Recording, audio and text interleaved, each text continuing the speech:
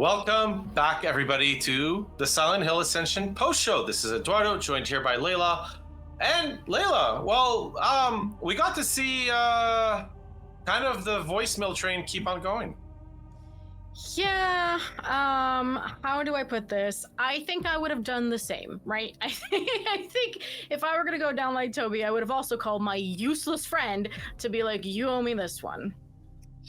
Yeah, that's the thing, right? Is like, there's that parallel, right? Joy calls Toby, Toby calls Eric. I wonder who Eric's gonna call. Anyways, no spoilers. Ghostbusters. Ghostbusters, oh, that's the one.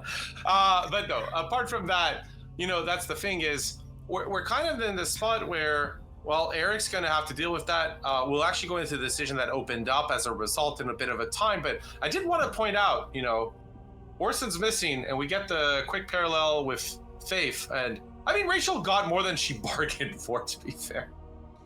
Yeah, both Astrid and Rachel had a run-in, right? And I think if I'm going to talk run-in with dead mom versus run-in with, again, our good boy BOI, I might have to go with dead mom, just all circumstances considered. Yeah, it's reasonable. But again, if you also want to have your face eaten off by a dog like our lovely audience member here that was part of the action, well, cameos are there for you. You can win a cameo contest and also be part of the Silent Hill Ascension canon forever. Production team's going to throw that up on screen. And Layla, if you could walk us through essentially, the gist of it. Yeah, I'd be happy to. So you can be an extra in Silent Hill Ascension, taking part in cameo contests regularly, and cameo contests are entered with influence points. And I think, Eduardo, you have the details. Right, so that's the thing, right? We saw the action. The thing is, you as an audience member at home can be part of the Silent Hill Ascension story, the canon. You can have your scene immortalized. You can be replayed thousands of times as people watch you die over and over again, which I'm sure a lot of you are eking of joy to know about. Now, to enter those, you need influence points. The reason we're talking to you about it is that the cameo contest happens regularly, but the one for today is closing soon. So if you're interested in that, highly recommend you go do that, enter it, come back, listen to us again, hopefully. But that's the thing. With cameos, you are in the thick of the action. You just don't necessarily know what part might be yours. Yeah, sometimes you get to serve someone a drink, and sometimes you get your face eaten off by a dog. I like the dog eating face one because it's very memorable. But because I will remember. No, that's it. The one where there was the scene that our production team is going to throw on screen, the video that kind of premiered today, is where Eric gets a final voicemail from Toby where he asks Eric to fulfill his last request. And really, there's no dog eating face here, but this was quite I remember it reminded me strongly of how we started all of this. Yeah, Toby getting that voicemail from Joy, though Joy's was quite lighter in tone in comparison to this one, right? Because Joy called him and was like, hey, I'm happy, wish you'd pick up your phone, and Eric gets a voicemail that's like, hey, bruh, I'm dead. Can you go tell the town to eat crap? Like, it's quite different tonally, but befitting of Toby. Yeah, I actually like the message. I like it. I like it when Astrid tells her mother, fight back. I like it when our audience is making those decisions where it's kind of like fight back on it. Put yourself down, make it go forward. And one of the big things here, by the way, is one of the things with Eric, right, is so far all of the actions that Eric has mostly done are something that somebody else set in motion. Eric followed Rachel. Eric did something that, Toby requested, kind of gave the pen, whatever. It was, Eric kind of like just went with the flow. And this is the first time, by the way, because we're going to show what that decision is today. But you saw Eric for the first time in an Endure scene. It's probably not the last. Eric is really coming into his own. He's becoming one of the characters, so to speak, to watch. And one of the things here that, Layla, after all, Toby's gone, right? So somebody has to almost carry that legacy. Yeah, it's kind of like, how in legal matters, you can be a person of interest in a crime, and it sounds cool, but it's actually a bad thing. I feel like it's the same vibe here. Eric is becoming a person of interest and a person for us to watch, and poor Eric Yeah, you're right. Person of interest in Silent Hill Ascension sounds horrible. Like in terms of, oh, you're gone missing, you're gone dead, something is not going well for you. After all, we saw it. The one audience member that got featured in our scene died. So let's remember, you don't want to really be in this world as a person of interest. But our production team's going to further decision that kind of opened today here, because it's about Eric and Toby. Yeah, and the question for the day is, how will Eric memorialize Toby, right? We heard what Toby wanted, but what is Eric actually going to do now that, now that the audience can help guide him in his decision-making? You got the redemption choice, which is deliver his spiteful send-off. You got a suffering choice, toast his memory, or the damnation choice, celebrate that he's gone. So a real range of like, hey, here's this last thing that I could do for you, to I will spit on your memory forever. Yeah, and the thing is, right, we're part of the development team, so you'd expect us to be unbiased and let you kind of choose, which we are. But also, let's be honest, Layla clearly wants to have Eric deliver the spiteful send-off. Absolutely. Listen, I have never claimed to be unbiased in my personal opinions. I'm only an unbiased developer, and I can compartmentalize my personal opinions from my habits as a producer, let me tell you. And in my personal opinion, this is Layla the host, not Layla the producer. You give him that send-off. Yeah, give my boy what he deserves. Oh yeah. I want more spite. The spiteful is the part that gets to me, right? I like that. It's also at the bar, right? It's you gotta do it as well as you're a little bit more into that, because people are gonna like lean in closely, right? They're gonna like get their first drink. So by the time like that send-off is in, people are ready to listen. So like hopefully, Eric delivers like a top tier speech. That's what I'm looking forward to in the scenes. And I mean, that decision, I believe, is closing tomorrow. I believe it's a single day decision, so we're gonna probably see the result of that quite soon, which is lovely to see. Yeah, and I can actually double check that for us. You are correct. It will be closing tomorrow, so you guys got 24 hours to decide what Eric is going to do. And won't you look at that? Spiteful send-off already taking the lead. So, I guess we'll see what happens in 24. We've seen neck and neck decisions go back and forth. I mean, especially, we talked about the Toby one on Monday, but like that really went back and forth 40 to 41, 40 to 41% over and over again. So we'll see. I know we said today was a low-key build-up of a show, right? You can't be all peaks. You got to be some valleys. But it's important to me personally as a lover of Toby. So I'm excited to see what the audience will choose. Right. I mean, the funeral is important. It's part of the catharsis. I mean, Ingrid's funeral that we, saw yesterday was also an important scene. It was finally being able to bury the monster, so to speak. Because let's be honest, she was horrifyingly present. Is the problem. Still is, yeah. Past doesn't apply, sadly, yes. But no, had a lot of effect. I mean, and that's the thing is, it feels like the characters are finally happy she's not there, right? We saw Carl and Mete as well. That was a big thing for me. It's like they're finally happy. We'll delve a little bit more into that afterwards as well, because the thing is, Layla you mentioned again that redemption and damnation were really close. So I'm going to ask you, again, to kind of explain a little bit more about the Fate Hope system. A lot of our audience are, of course, aware, but we want to contextualize it in that sense of like, yesterday was really that back and forth.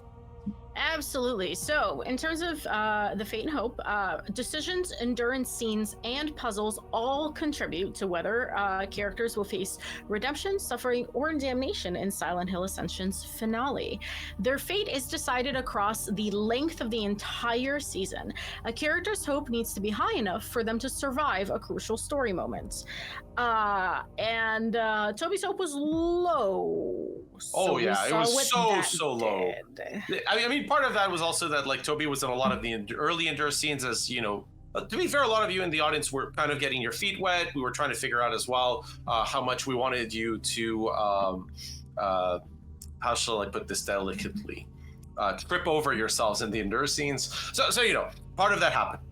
Now, that said, one of the important parts with that decision was it was a final fate decision. So length of the season doesn't necessarily mean that every character will be that last exact second. So pay attention. If you see, again, a decision come up with final fate, that's when the alarm bell should ring in your head. We didn't want to like highlight it too much. We did a bit, but when you see it again, definitely pay attention. Yeah, unfortunately, there are two things I guess you don't want to be that we've learned from the show. You don't want to be in a Silent Hill Ascension, which is the person of interest or one of the first people to experience anything, right? You don't want to be the test case for sure. So again, rest in peace, poor Toby. I will personally miss you very much. I will see you again, I suppose, in all the replays. Well, yeah, no, you get to see that again. And one of the things right here is, if you hadn't had the chance to check out the interview with Chris Cross on Monday, one of the big things we showed as well with the interview with Martin Montgomery was kind of that scene where like all of the decisions, because we saw kind of Toby's final fate decision, right? It was like this kind of huge tree. And one of the things is a lot of it was based on a lot of previous decisions that you made throughout the course of the first couple of weeks. So that wasn't just based on you making, as an audience, a single call. You made multiple calls over the course of the season that ended up in that exact situation. There were actually that scene actually had smaller variations that were based on some of the the decisions that you made earlier. So it's obviously the big finale, right? The final fate, that was a big part of what happened, but also things that you had decided earlier changed a lot of what happened on Toby's final moments. So that was really important. And do keep an eye out as you decide how things go. You'll notice as well, if you're really sharp, you'll have noticed one of the scenes that played called back to a decision because I doubted, right? Rachel had doubted. That was actually a decision very early on, and that got called back, so to speak. And these decisions do affect how the experience keeps being shaped up. Yeah, absolutely. That one actually took me off guard, right, when we were watching the content, where I was like, because I doubted, like she was doubting a couple weeks ago. So that's definitely one to keep an eye on. And as you were talking, I actually went and took a little peek-see at Eric's hope, because I think Astrid and Rachel are quite low, but I'm looking at Eric, and he's only just shy of the middle. So, I think it's going to take a lot of work to keep all of our characters, or any of our characters rather, alive. But Eric seems to be the most salvageable right now. So to be fair, Layla, we've talked a lot about which characters we like, which character, we're saddened by the death. But let's be honest, this is a rough question I'm going to ask you, but which character do you actually would not mind seeing the back of, so to speak? Again, we're in a horror series, right? You at home, there should be a character at least that you're like, yeah, I want to, you know what? If this person saw an untimely fate, that'd definitely be entertaining, so to speak. We have a no spoilers rule on the show, Eduardo, so I actually can't give you my answer. Oh, okay. Well, I actually don't read ahead, so let's see. Who would I... She's an international woman of mystery. Yes. No, that's the thing. I mean, we kind of have a series based around fog, so that kind of makes sense to me that there's shrouded in mystery. I mean, we saw the fog again show up in Norway, and actually... kind of entertainingly, if you wanted a good ending for me, the character you'd want to see the back of is the fog clearing. Okay, the fog being a character, that's very literary of you, Eduardo. I mean, it is a key trope actually of the franchise, the fog, and that's one of the things is whenever I see that damn fog, I know something's up. It's almost like a key signal. I'm trained to know that something's up. And I mean, we saw it when the kid's missing, right? Like we saw it when Ingrid shows up. We saw it as well, I believe, at the farm with, Forager, Carl, and Eva. So again, it's definitely I also remember seeing it in Pennsylvania, close to Toby's end. So turns out, I mean, the monsters are really good villains, but nothing's as insidious as a little bit of mist. As a little bit of damp air, yeah. Listen, it seems like you've got Pavlov's fog. Every time you see it, you start to salivate. It's that's again very literary of you, but I do agree. I think if there's any sign of things improving, it would be a higher visibility, right? You want to be able to see more than 3 meters in front of your face. That's interesting. I believe now we're actually moving into our other segment, which is the dev updates, Eduardo. Yep, development updates for sure. I was gonna say being able to, see ahead of you, not so great in Rachel's position where again our audience member got the vote. But again, So one of the things we like to do here on the Wednesday hosted show is to talk to you about the development updates, because we want to make sure that you, the audience at home, are informed about how things are evolving, what we're doing. A lot of you are sending in feedback, so it makes sense, and we really want to make sure that you understand how things are changing. So our production team's going to throw up that graphic. Layla's going to walk you through the highlights, and then I'll kind of walk you through a little bit of the details. Absolutely. So, number one, puzzles, new puzzle pathways, and new levels for existing puzzles. So if you're a fan of puzzles, good day for you. There's also continuing stability improvements and fixes to indoor stream buttons and interactions. And if you're sharp of ear, you may have actually heard me refer to pathways in the pre-show by its quite literal definition. So Eduardo, you got some detail there? Yeah, of course. So, and by the way, when we're on the development team, and sometimes we have guests that also use development terms. So, because we're in development updates, is a good time for you, the audience, to hear this. We might use terms that we used internally in our team that we have changed. We usually try to clarify those for you, but try to spot them as you go. Try to spot what we're like, how we've been discussing these things internally, how things are different. But anyways, yes. Pop so goes the lingo is the name of the game. So goes the lingo. But again, Pathways is new. It's free today, first level. You get to enjoy it. It's in the Arcane Library, so it's not a mindfulness puzzle. It won't change characters' hopes, but it's part of your enjoyment and entertainment. It's already live, so we're going to be hanging out again in this show for a couple of minutes. Don't worry, we're not going to keep you away from Pathways if you wanted to try it out. Just a couple of minutes away. Again, new levels, bug fixes. We want to improve things as we go along, so our puzzles keep advancing. We know a lot of you enjoy being able to do these, so we want to keep enjoying delivering them to you. Stability improvements, across the board. We want to make sure you have the best experience. Again, update your app if you're on phone, but again, the idea is we're improving things as they go. Finally, endure streams, I'll explain a bit more. So the thing is, one of the tricks with it is that all of your, every browser, every device is different. So a lot of you have actually been writing into us. You've been telling us, I have this issue. This is the device I use. This is what's going on. So when you're telling us those problems, we fix them for you. And again, Silent Hill Ascension lasts a while. So, we believe that if you keep going with us, you're very interested in having a better experience, and we're very interested in delivering that better experience to you. So please do write in. So one of the ways is feedback@jedivate.com, but you can do it within your app. So our production team's showing that on screen. So this is the place. Settings is by the little wheel that's next to Layla's head. Then account, again, next to Layla's head. Once you click that, you can click on support contact and get in touch if you face any issues. Our team looks at it and tries to evolve things as we go. So that's a really big key. We really want to thank all of you who do write in, who not just again about the issues you face, but parts of the story you've been enjoying, different aspects of the show that you've liked seeing, that you wish you saw more of. We're always happy to hear from all of you across the world at any time what's been up, so to speak. And we hope that these development updates are also helpful in that regard to kind of help push. Absolutely, yeah. Thank you for all that, Eduardo. We are with that nearing the end of our show, so it's right back to you to take us out.